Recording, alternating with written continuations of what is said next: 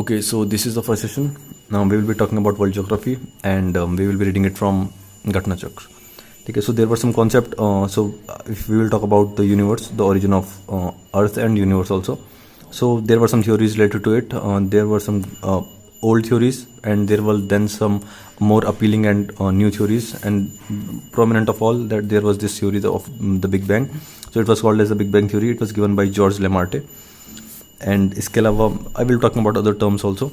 सो Chandrasekhar unit क्या होता है? तो Chandrasekhar unit here it is written that if there is a electron revolving around the neutrons, what will happen is after a period of time it will get enough energized that it can leave its orbit. It will have that much energy to leave its orbit, and it will leave behind the neutron. That neutron will be called as neutron star or a pulsar. ठीक है. So it was that limit was defined by Chandrashekhar. ठीक है. इसके अलावा constellation क्या होता है वो आपको पता ही है. कॉन्स्टलेशन क्या होता है? ग्रुप ऑफ स्टार्स जो कुछ सिम्बॉलिक चीज़ बना रहे हो तो उसे कॉन्स्टलेशन बोलेंगे हम. Ursa Major, big bear, Saptarishi, these all are constellation. ठीक है. Then there is Proxima Centauri. What is Proxima Centauri? Proxima Centauri is the closest star to our sun. Basically क्या है कि it is a star and हमारे सबसे पास star जो है वो कौन? सन है. लेकिन मतलब जो बड़ा भी है तो हमारे सबसे पास जो स्टार है वो सन है. उसके अलावा एक और जो है वो है प्रॉक्सिमा सेंचुरी. ठीक है. It is 650 light years away from the earth. इसके अलावा आप कुछ काम की चीज़ों के बारे में बात कर लेते हैं जो टेक्सचुअल नेचर में होंगे. सिर्फ क्वेश्चन होंगे इसमें. ठीक. कॉन्टिनेंटल ड्रिफ्ट थ्योरी हमें पता ही कौन सी है. तो कॉन्टिनेंटल ड्रिफ्ट थ्योरी किसने दी थी? तो ये दी थी एल्फ्रेड वेगनर ने. ठीक है. इसके अलावा the Milky Way is classified as, तो इसको स्पायरल गैलेक्सी कहा जाता है. वैसे यूजुअली हर चीज़ स्पायरल ही है, राउंड तो बहुत ही कम होती है. अर्थ स्फेरिकल है, बट याद रखना कि अर्थ भी मतलब एकदम स्फेरिकल नहीं है, थोड़ा बहुत उसमें भी शेप में चेंज है. इसके अलावा the colour of the star indicate, बहुत इंपॉर्टेंट क्वेश्चन है. तो इट इंडिकेट्स टेम्परेचर, कितना टेम्परेचर है उसमें यहाँ पे मेंशन कर रखा है कौन कौन टेम्परेचर होते हैं. जैसे ब्लू कितने टेम्परेचर होता है रिसेंबल ये करता है.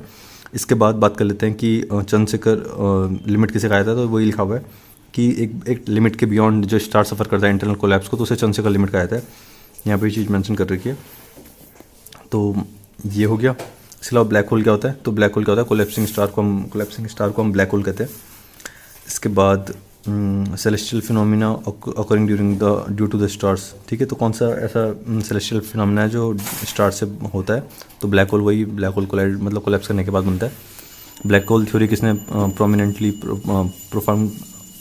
प्रोपाउंड की थी? तो ये की थी एस चंद्रशेखर ने. ठीक है. जिनके नाम पर चंद्रशेखर लिमिट पड़ा उसका नाम. इसके बाद black hole was first made known by, किसने बताया था ब्लैक होल के बारे में? तो वो भी एस चंद्रशेखर थे. ओके. ये सब हो गया. इसके अलावा इसके लिए इनको नोबेल प्राइज़ मिला था. ब्लैक होल थ्योरी के लिए इनको नोबेल प्राइज़ मिला था. ठीक है. ये सारे पॉइंटर्स कनेक्ट हो गए होंगे. Let's go for other questions. Supernova क्या होता है? तो सुपरनोवा होता है डाइंग स्टार को हम सुपरनोवा बोलते हैं. इसके बाद कॉन्स्टलेशन कितने हमारे ये अच्छा क्वेश्चन है कि हमारे कॉन्स्टलेशन कितने हैं हमारे स्पेस में? तो 88 है. एस्ट्रोनॉमिकल ऑब्जेक्ट क्या होता है? इनमें से कौन सा है जो एस्ट्रोनॉमिकल ऑब्जेक्ट नहीं है? तो बिटर स्टार है. देखो ये स्टार नहीं है, ये फिश है, मतलब जो पानी में रहता है वो है. तो पल्सर होता है, ब्लैक होल होता है, ये होता है क्वासार होता है, बट ब्रिटिश स्टार नहीं है. British star is not it is echinoderm which is of class ओफियोडेरा. बस. तो ये हो गया. इसके अलावा ये फिर से कोई क्वेश्चन रिपीट हो रखा है. इसके बाद group of star arranged in a particular से भी इसे कॉन्स्टलेशन बोलते हैं, हमने बता चुके हैं पहले. इसके बाद लाइट ईयर किसकी यूनिट है? तो ये टाइम की, ये डिस्टेंस की यूनिट है. लाइट ईयर डिस्टेंस की यूनिट होती है. ठीक है. उसके बाद बस. इसके बाद तो कोई काम क्वेश्चन है नहीं. ये सारे क्वेश्चन हो चुके हैं. एक मिनट, चलो हो गया. ठीक है. तो ये लास्ट क्वेश्चन है कि कौन सा स्टार है जो डायरेक्शन पोल की डायरेक्शन बताते हैं कौन से स्टार से? तो ये हैं कौन? सप्तऋषि. अब बात करते हैं हम द सोलर सिस्टम की बात कर लेते हैं. तो सोलर सिस्टम में कितने प्लैनेट्स हैं आपको पता ही है? 8 प्लैनेट्स हैं. अब दो प्लैनेट्स दो पार्ट में डिवाइड हो रखे हैं. एक टेरेस्ट्रियल प्लैनेट्स और दूसरे गैसियस प्लैनेट, या फिर इन्हें आप जोवियन प्लैनेट्स भी बोल सकते हो. तो टेरेस्ट्रियल प्लैनेट्स कौन से प्लैनेट्स हैं? जो जिनमें लाइफ, पहली बात तो जिनमें रॉक्स हैं, जो रॉक से बने हैं और डेंस है काफ़ी ज़्यादा, उन्हें हम टेरेस्ट्रियल प्लैनेट बोलते हैं. जहाँ पे तुम पैर रखते हो. बेसिकली टेरेस्ट मतलब क्या होता है? ज़मीन ना. तो इसमें मरकरी, वीनस, अर्थ और मार्स आते हैं. बेसिकली ये कौन है? जो एस्ट्रॉइड बेल्ट है उसके जो अंदर है उन सबको बोला जाता है एस्ट्रॉइड, उन सबको बोला जाता है टेरेस्ट्रियल प्लैनेट. और जोवियन प्लैनेट उनको बोला जाता है जो बाहर है एस्ट्रॉइड बेल्ट के. तो ये वो प्लैनेट होते हैं जिनके मास साइज़ बहुत बड़ा होता है, लेकिन ये डेंस नहीं होते ज़्यादा. ठीक है. और ये गैसियस फॉर्म में ज़्यादा होते हैं. ओके. तो ये हो गया. इसके अलावा यहाँ पे कुछ पॉइंटर्स लिखे हैं तो पढ़ लेना ध्यान से. पढ़ लेना क्या मैं बता रहा हूँ. Venus star is the brightest planet. ठीक है. Venus is the brightest planet. ठीक है. ये चीज़ याद रखना. इसके अलावा जो लिक्विड वाटर होता है one of the most important element of finding the life on other planet, और इसी उसको कहा जाता है गोल्डीलॉक्स जोन, जहाँ वो पानी मिलता है उसे कहा जाता है गोल्डीलॉक्स जोन। ओके, तो ये हो गया। इसके अलावा यहाँ पे तो कुछ काम करनी था। ओके, तो एक ये वाला क्वेश्चन भी है कि किसने स्टैब्लिश किया था कि अर्थ मतलब सारे प्लैनेट्स सन के अराउंड रिवॉल्व करते हैं, तो इसका नाम था निकोलस कॉपरनिकस। तो ये बहुत इंपॉर्टेंट क्वेश्चन है, ठीक है, इसको क्वेश्चन 2-3 बार आ चुका है पहले भी। तो कॉपरनिकस ने बताया था क्या कि मतलब निकोलस कॉपरनिकस है, तो इसने बताया था कि सबके सब रिवॉल्व करते हैं किसके अराउंड, सन के अराउंड रिवॉल्व करते हैं सारे प्लैनेट्स, ठीक है। तो इसके बाद कितने प्लैनेट्स हैं सोलर सिस्टम में, तो 8 है। इसका आंसर यहाँ पे 9 है, बट ये पुराना डेटा है, 9 पहले थे, अब 8 है, यहाँ पे लिखा हुआ है 8 है प्लैनेट्स। इसके अलावा बस यही था। इस वाले पेज में भी कुछ काम का डेटा है नहीं। एक ये डेटा है कि द ब्राइटेस्ट प्लैनेट कौन सा है, मैं बता चुका हूँ पहले भी, सोलर सिस्टम में वीनस है। स्मॉलेस्ट प्लैनेट कौन सा है, मरकरी है। लार्जेस्ट प्लैनेट जुपिटर है, ऑफ कोर्स ये बात है। इसके बाद ये नियरेस्ट टू सन वाला, ये सारे तो बहुत सिंपल क्वेश्चन हो गए। हाइड्रोजन, हीलियम और मीथेन है मेन गैसेस जिनसे ये बाकी प्लैनेट्स बने, और खासकर जुपिटर, सैटर्न, यूरेनस और नेपच्यून इन्हीं से बने। उसके अलावा गोल्डीलॉक्स जोन हमने न्यूज़ में पढ़ा था, वो क्या होता है, तो ये बता रखा है, ये पहले बता चुका हूँ कि अर्थ लाइक प्लैनेट्स को ढूंढना जिनमें पानी वगैरह अवेलेबल हो, और पानी बेसिक क्राइटेरिया होता है, तो इसकी वजह से पानी ढूंढा जाता है पहले। यहाँ पे ये चीज़ मेंशन कर रखी है कि स्लोएस्ट मूविंग प्लैनेट कौन सा है, तो इसका आंसर है नेपच्यून। ओके, देन कौन सा प्लैनेट हॉटेस्ट प्लैनेट है, तो Venus the hottest planet on the solar system, not Mercury. Okay, Mercury पास होने के बाद भी सबसे हॉटेस्ट नहीं है, Venus is the hottest, because उसका ऑफकोर्स होता है, क्योंकि उसका एटमॉस्फेयर डेंस होता है, तो ज़्यादा हीट, रेडिएटेड हीट को एब्जॉर्व कर पाता है। बाकी ये है गैनिमेड जो है वो लार्जेस्ट सैटेलाइट है सोलर सिस्टम की, जो किसके पास है, जुपिटर के पास, ठीक है, सैटर्न की नहीं है। सैटर्न की जो सबसे बड़ी है वो कौन सी है, टाइटन है, सैटर्न की जो सबसे बड़ी सैटेलाइट है। नेपच्यून मीथेन गैस से सराउंडेड होता है सब जीरो टेम्परेचर में, तो ये भी एक इंपॉर्टेंट पॉइंट है। इसके अलावा हम सन की बात करेंगे। सन के बारे में, सन का टेम्परेचर कितना है, 5500 डिग्री सेल्सियस है, और यहाँ न्यूक्लियर फ्यूजन होता है, ये बात याद रखना, फ्यूजन होता है, फ्यूजन नहीं होता। फ्यूजन मतलब मिलते हैं ना पार्टिकल्स, फ्यूजन होता है ब्रेक होना, तो मिल रहे हैं यहाँ पार्टिकल, और हाइड्रोजन और हीलियम के बीच में होता है यूजुअली ये फ्यूजन। ओके, यहाँ पे लिखा हुआ भी हाइड्रोजन और हीलियम। इसके अलावा सोलर एनर्जी किसकी वजह से होती है, तो न्यूक्लियर फ्यूजन की वजह से होती है, पहले बता चुका हूँ।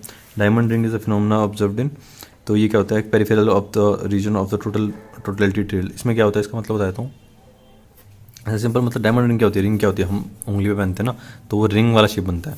तो वैसे ये क्या होता है, इसमें क्या होता है, यहाँ पे लिखा हुआ है एक चीज़ साफ, कि जब भी सोलर एक्लिप्स आ रही होती है ना, उस टाइम पे क्या होता है कि ना सनलाइट आपको पता है साइड से पास होती है मून के, तो वो बीच में तो पास नहीं पाती, बिकॉज बीच में मून खड़ा रखा है, तो साइड से पास होती है, तो वो एक रिंग शेप बनाती है, उसे बोलते हैं diamond ring effect. Solar eclipse कब ऑकर, न्यू मून के टाइम पे होती है सोलर एक्लिप्स कब ऑकर।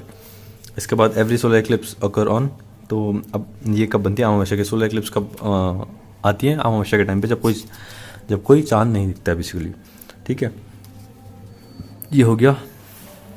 अभी देखो यहाँ पे मैंने जैसे लिखा हुआ है कि ना अभी रिसेंटली एक सोलर एक्लिप्स इवेंट हुआ है, तो इसे पढ़ना है, ठीक है। अभी मैं देखूँ नेट पे, फिर बताऊँगा आपको इसके बारे में भी। ओके, सो इसमें जो रिसेंटली टर्म आया है नया, तो इसका नाम है टोटल सोलर एक्लिप्स, ठीक है। इसे हम टोटल सोलर एक्लिप्स बोलते हैं। This is how it look like. Okay, एक मिनट में जरा, ठीक है, this is how it look like. तो इसमें क्या हो रहा है अभी बताता हूँ। देखो, मतलब ये टोटल सोलर एक्लिप्स का मतलब होता है कि जब सन को मून पूरा ही कवर कर लेता है। वैसे यूजुअली क्या होता है, रिंग बनती है, मैंने आपको भी बताया था, डायमंड रिंग बनती है। लेकिन कभी कभार क्या होता है कि मून बहुत ज़्यादा पास होता है अर्थ के, एंड सन दूर होता है, तो इसकी वजह से सन छोटा दिखता है एंड मून बड़ा दिखता है, तो मून पूरा ही कवर कर पाता है सन को। तो ये इस बार यूएस के ऊपर से गया था। ये है पाथ ऑफ टोटल एक्लिप्स। यहाँ पे 100% कवर कर रखा था उसने, यहाँ पे 80%, यहाँ पे 60%, यहाँ पे 40%, यहाँ पे 20%, और यहाँ पे ऐसे उल्टा भी इस तरफ भी चल रहा है। ये था एग्जैक्ट पाथ जहाँ पे 100% पूरा वो कर लेता, कवर कर लेता पूरे, मतलब उसको, ठीक है, समझ गया। इसे टोटल सोलर एक्लिप्स बोलते हैं, जब टोटली कवर कर लेता है उसको बोलते हैं हम total solar eclipse. Got it, let's solve. तो ये मैं बता ही चुका हूँ बाकी पॉइंट्स तो इसके अलावा डायमंड रिंग में बता चुका था आपको। ये सन हेलो क्या होता है, वही प्रोड्यूस होता है by the reflection of light in. तो ये कब बनता है, तो आइस क्रिस्टल में होता है, जो सिरस क्लाउड होते हैं उनके आइस क्रिस्टल में बनता है। तो ये क्या होता है, सन हेलो, सन का एक हेलो बनता है। हेलो का मतलब वही गोले गोले छोटे गोले बनते हैं जो चमकते हैं, काइंड ऑफ डायरेक्टली कनेक्ट नहीं कर पाते, बट वो हमें circle which appear around the sun whenever, वही मतलब एक हेलो इमेज बनती है। मतलब एक होती है ना, जैसे कि हेलो इमेज का मतलब इसके लिए क्या होता है, जैसे आपने बल्ब को देखा तो बल्ब के आसपास वो बनती है ना एक गोल सी इमेज, उसे बोलते हैं हेलो इमेज, ठीक है। तो ये कैसे बन पाती है, आइस क्रिस्टल प्रेजेंट होते हैं अपर लेवल में सीरस क्लाउड्स के, और sun halo become visible due to reflection of rays. एक astronomical unit is average distance. तो कितनी एक एस्ट्रोनॉमिकल यूनिट कितनी एवरेज डिस्टेंस होती है, तो जितनी अर्थ और सन के बीच में डिस्टेंस होती है उसे कहा जाता है एक एस्ट्रोनॉमिकल यूनिट। Got it. इसके बाद डिस्टेंस देखिए, बट पढ़ने की जरूरत है नहीं, तो बहुत ज़्यादा डीप हो जाएगा, इतना डीप तो हमें जाना ही नहीं था। The earth is nearest to sun on, ये बहुत इंपॉर्टेंट क्वेश्चन है। तो ये होता है 3 जन को, जो अर्थ से ज़्यादा पास होती है सन के, वो 3 जनवरी को होता है, ठीक है, ये याद रख लेना। 3 इसका भी कुछ म्योनिक बनाएंगे, इसका म्योनिक बना देंगे, ठीक है, 3 जन का, ठीक है। 3 जन मतलब सबसे पास है तो हाँ जनवरी में होगी सबसे पास, ये भी समझ लो कि सबसे पास है तो जनवरी में होगी, क्योंकि जनवरी सबसे पहला आता है, बस उसमें 1 2 3 में हमें 3 भी लेकर आना है, ठीक है। इसके अलावा which are the following statements regarding the earth movement, तो इसमें क्या है कि दोनों के दोनों फॉल्स हैं। तो earth rotate on axis from west to east resulting in the season change. अब देखो ये दोनों उल्टे स्टेटमेंट है। नाइट और डे जो ओकर होता है ना अर्थ का, वो due to rotation of earth on its axis from west to east, ठीक है, सुबह और शाम की होगी, घूमने की वजह से होगी ना, एक्सिस में घूमने की वजह से। वेयर इज रोटेशन से क्या होता है, rotation of the earth around the sun में क्या होता है, सीजन चेंज। तो जब हम अर्थ सन के अराउंड घूमती है ना तो उससे सीजन चेंज होता है, लेकिन जब अर्थ अपनी ही एक्सिस पे रिवॉल्व करती है ना, रोटेट करती है, तो रोटेट करने से क्या होता है अपनी एक्सिस पे, उससे क्या होता है डेज चेंज होते हैं। सिंपल सी बात थी। अब टेम्परेचर की बात कर, अब मर्क्यूरी की बात करते हैं। तो एल्बिडो क्या होता है, आपको पहले एल्बिडो पता होना चाहिए। एल्बिडो क्या होता है कि expression of ability of a surface to reflect sunlight, sunlight कितनी रिफ्लेक्ट कर पा रहा है उसे एल्बिडो बोलते हैं। उसके बाद एल्बिडो किसका होता है, इसके बाद एल्बिडो होता है किसका, स्नो का, ठीक है। तो रिफ्लेक्ट करने की एबिलिटी को बोलते हैं एल्बिडो। कौन सा प्लैनेट है जो least takes the least time to orbit the sun, तो ठीक है इसका आंसर क्या है, मर्क्यूरी, क्योंकि सबसे पास है वो। यहाँ पे डेज भी देखें, सबसे टाइम कौन लगाता है, नेपच्यून लगाता है, ये भी याद कर लो। कौन सा ऐसा which of the following pair of planet without satellite, जिसकी सेटेलाइट, जिसके पास सेटेलाइट नहीं है, तो इसका मरकरी और वीनस है, क्योंकि सब छोटे छोटे हैं, तो इनके पास सेटेलाइट है नहीं इस वजह से। अब पॉपुलर की छोटे से क्या हो रहा है, तो छोटे से वही है कि मून नहीं बना पाएंगे अपना, तो इस वजह से। ओके, अब बात करते हैं वीनस की। तो वीनस को ट्विन सिस्टर कहा जाता है अर्थ का, वीनस को ब्राइटेस्ट प्लैनेट्स भी कहा जाता है, और ये मॉर्निंग स्टार और इवनिंग स्टार भी इसी को कहा जाता है। इसके अलावा वीनस जो every planet in the solar system except from Venus और यूरेनस रोटेट एंटी क्लॉकवाइज, सारे जितने प्लैनेट्स हैं वो एंटी क्लॉकवाइज घूमते हैं। देखो हर कोई प्लैनेट ऐसे घूम रहा होता है ना, ऐसे, ठीक है, ऐसे घूम रहा होता है। तो अगर आप इसको सामने पे लेकर आओगे तो ये ऐसे घूमेगा उल्टे की तरफ, समझे, तो ये उल्टा हुआ। और बाकी सारे के सारे ये वीनस और यूरेनस ये सीधे घूमते हैं, जैसे घूमना होता है, तो जैसे होता है, ठीक है। इसके अलावा hottest planet of the solar system कौन है, तो ये मैं बता चुका हूँ पहले, वीनस है। इवनिंग स्टार किसे कहा जाता है, ये बताया जा चुका है, वीनस को कहा जाता है। मॉर्निंग स्टार भी वीनस को कहा जाता है। ओके, बस इतना ही था। बाकी अब अर्थ की बात कर लेते हैं। अर्थ में तो कुछ काम का है नहीं ऐसे रियलिटी में, हमने सब कुछ मैक्सिमम चीज़ हमें पता है। अर्थ बनी किससे, तो देखो इसमें सिलिकॉन बहुत है अर्थ में, ठीक है। देखो द फॉलोइंग परसेंटेज कितना, ऑक्सीजन का परसेंटेज बहुत है, सिलिकॉन का उसके पास आता है, फिर एल्यूमिनियम का, ठीक है, ये भी हो गया। इसके अलावा फालतू है, एक मिनट, ठीक है। तो अब इस बारे में बात कर लेते हैं, डायमीटर ऑफ अर्थ कितना होता है। तो देखो भाई रेडियस बताओ, रेडियस कितना होता है, 6400 किलोमीटर होता है, डायमीटर कितना होगा उसका डबल हो जाएगा, सिंपल सी बात है। इसके अलावा केमिकल एलिमेंट कौन सा होता है जो अबंडेंस में पाया जाता है क्रस्ट में, तो ये इसका आंसर क्या है, ऑक्सीजन, ठीक। इसके अलावा टाइम कितना लगता है सन की रेस को अर्थ तक पहुँचने में, तो 8 मिनट लगते हैं, ये तो ज़्यादा ही सिंपल हो गया। इसके अलावा कौन से सितारे जो नियरेस्ट है सन के, नियरेस्ट है अर्थ के, तो वो सन है। और कौन सा ऐसा प्लेनेट है जो नियरेस्ट है सन के, तो वो क्या है, मार्स है, ओके। और इसके अलावा कंप्लीट करने में, रिवोल्यूशन कंप्लीट करने में कितने दिन लगते हैं, तो 365 तो लगते ही हैं, उसके साथ 0.25 डेज भी लगते हैं, फिर वो 4 साल मिलते हैं, और फिर वो एक ही बार में, इसलिए 4 साल में एक बार आता है, कौन, जनवरी 29, ठीक है। इसके अलावा द प्लैनेट, इसके अलावा the largest planet around the sun is the earth is, तो इसका आंसर क्या है, वीनस, ठीक है। The planet nearest to the earth is Venus. और and now what will be doing is, इसके अलावा कौन सा क्वेश्चन है, तो ये हो गया सबसे नियरेस्ट स्टार नियरेस्ट कौन सा है, the nearest planet to the earth, ये ना, कि वैसे कौन सा सबसे पास कौन सा है, तो मार्स सबसे पास, ठीक है। वीनस, मार्स नहीं, सबसे पास मार्स, सबसे पास वीनस है, ठीक है। देखो अब ये दिक्कत होती है, यहाँ पे आंसर मार्स है लेकिन रियल आंसर कुछ और है, ये देखो यहाँ पे भी कुछ पूछा हुआ है, तो जो नियरेस्ट है वो ये आंसर, यहाँ पे देखो ना वीनस बना रखा है, तो वीनस है 40, ये हो गया। इसके अलावा कौन सा रिवॉल्व करता है अराउंड अर्थ, मतलब सन, अर्थ की स्पीड होती है सन के अराउंड रिवॉल्व करते टाइम पे, तो ये 30 किलोमीटर पर आवर की स्पीड होती है।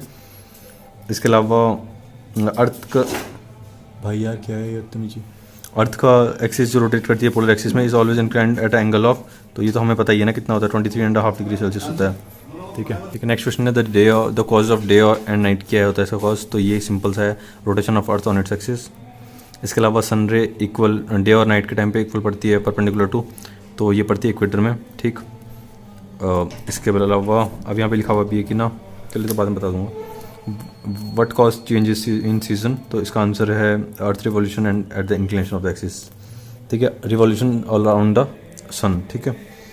इसके बाद ट्वाइस इन द ईयर, अब देखो 21 मार्च को और 23 सितंबर को जो सन की रेज हैं वो परपेंडिकुलरली फॉल करती हैं अर्थ के इक्वेटर पे, from 21 March to 23 September the sun stand between the equator and Tropic of Cancer, ये भी लिखा हुआ है यहाँ पे।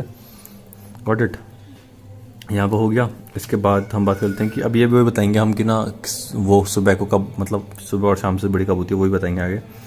कौन सा एलिमेंट है जो अबंडेंस में पाया जाता है, तो इसका आंसर है interior of layer of earth में, तो निकल, वही है ना नाइफ, तो निकल और फेरियम मतलब आयरन, ये हो गया। इसके अलावा वर्ल्ड अर्थ डे कब सेलिब्रेट होता है, तो 22 अप्रैल को होता है, बेसिकली अप्रैल फूल के दिन होता है, अप्रैल फूल के दिन भी कब, 22 को, ठीक। इसके अलावा इंटरनेशनल अर्थ डे कब होता है,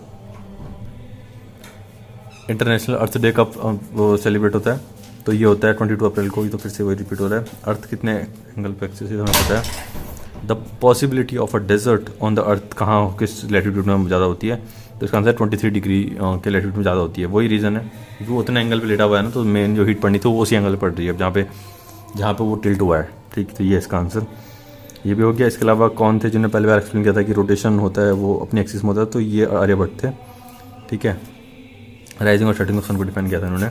सर मार्स की बात कर लेते हैं, तो मार्स का जो ऑर्बिट मिशन मंगलयान मिशन भेजा था इंडिया ने, ये तो सिंपल क्वेश्चन है। इसके अलावा duration of day and tilt of the axis are almost identical to the, किसके साथ, मतलब वही ना हमारा मतलब ट्विन कौन सा है, तो मार्स है, ठीक है।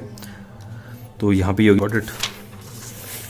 इसके अलावा जुपिटर की बात करते हैं, तो ये लार्जेस्ट प्लेनेट है सोलर सिस्टम का।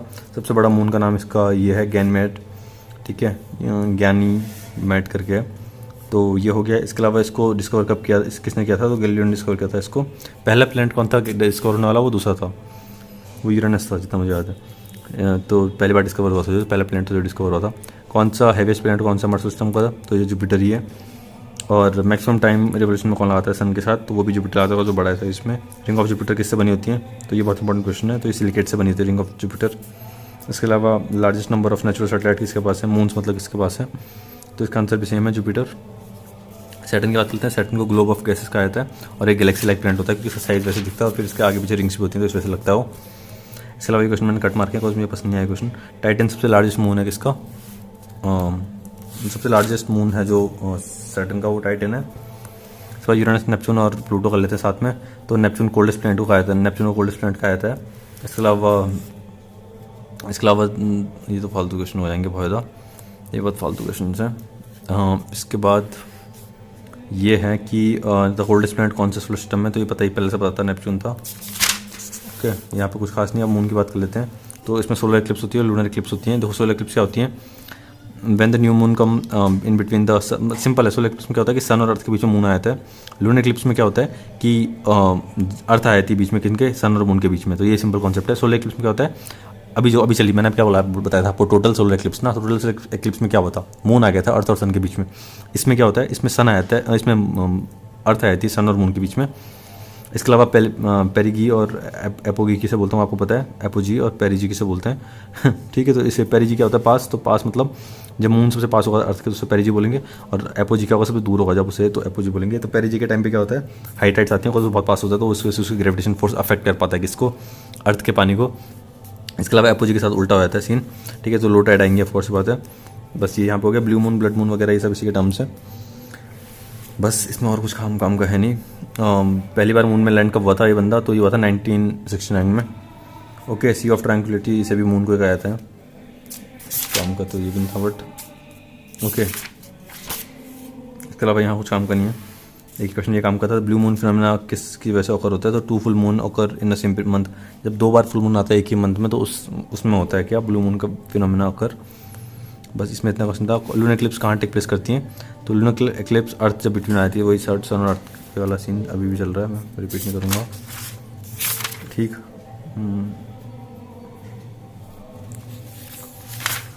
इसके अलावा एस्ट्रॉइड की बात करते हैं, कुछ काम का था नहीं। कॉमेट की बात कर लेते हैं, ये भी कुछ काम का है नहीं, ठीक है। एस्ट्रॉइड क्या होते हैं, वही पत्थर आते रहते हैं जो बाहर से। मीटियोर क्या होता है, ये तो मैंने कट मार रखे हैं कुछ गलत क्वेश्चन है। अब नेक्स्ट वीडियो में बताऊँगा, ठीक है। Thank you, bye bye, Tata.